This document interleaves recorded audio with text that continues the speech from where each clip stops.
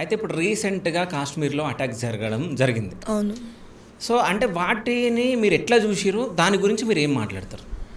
అయితే ఫస్ట్ ఏంటంటే కాశ్మీర్ గురించి మనందరం చూసింది ఫస్ట్ పాయింట్ ఏంటి?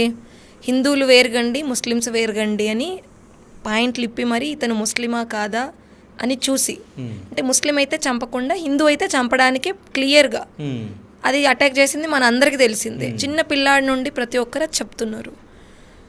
ఇది ఎట్లా చూడడం అంటే ఉగ్రవాదులు అనేవాళ్ళు ఎక్కడి నుండి తయారవుతున్నారు?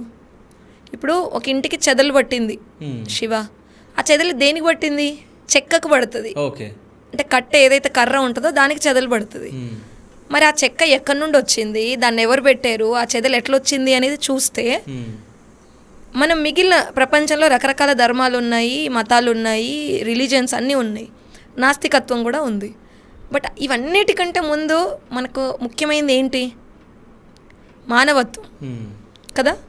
అంటే మన తోటి ప్రాణులని, మనుషులైనా జీవులైనా వాటిపైన కరుణ, దయ, ప్రేమ గుణం ఉండేది మానవత్వం అనేది ఫస్ట్ మనకు కావాల్సిన పునాది లక్షణం అదొకటి. మరి అదే ఏ ధర్మంలో ఉంది? క్లియర్గా సనాతన ధర్మంలో సర్వేజన సుఖినోభవంతు, లోకా సమస్త సుఖినోభవంతు అని ఉంది. అంటే కేవలం హిందువులు సుఖినోభవంతు అని లేదు, భారతీయులు సుఖినోభవంతు అని లేదు, తెలంగాణ ప్రజలను సుఖినోభవంతు అని లేదు కదా.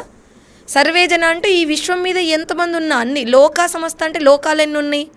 చాలా లోకాలు ఉన్నాయి మన సనాతన ధర్మంలో చెప్పిన పద్ధతిలో చూస్తే. అంటే అందరూ సుభిక్షంగా ఉండాలని చెప్పేది సనాతన ధర్మం. మరి ఈ పద్ధతిలో మిగిలిన మతాల్లో ఇది ఉందా? లేదు. ఉగ్రవాదులు ఏ మతం నుండి వస్తున్నారు? ముస్లిం మతం నుండి. ముస్లిం మతం ఎక్కడ పుట్టింది, ఎటువైపు పుట్టింది? పాకిస్తాన్ వైపు.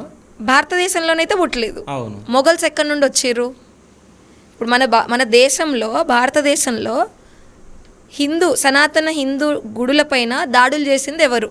మీరు హిస్టరీ చూడండి ఒకసారి. ఎవరు?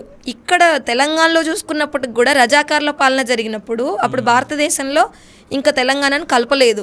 అప్పుడు ఈ ప్రాంతాన్ని ప్రత్యేక దేశంగా చేసుకోవడానికి ప్రయత్నం చేసిండ్రు కదా. అప్పుడు రజాకార్ల పాలనప్పుడు కూడా దాడులు ఎవరి మీద జరిగినాయి? హిందువుల మీదనే జరిగినాయి కదా. ఇప్పుడు పశ్చిమ బెంగాల్లో దాడులు ఎవరి మీద జరుగుతున్నాయి? హిందువుల మీద. ఎవరు చేస్తారు? ముస్లింలు. బంగ్లాదేశ్లో ఎవరి మీద దాడులు జరిగినాయి? హిందువుల మీద. ఎవరు చేస్తారు? ముస్లింలు. ఇప్పుడు జమ్మూ కాశ్మీర్లో దాడులు దారుణమైన, అంటే కిరాతకంగా కాల్చి చంపడం. ఎవరు చంపారు? ఎవరిని చంపారు?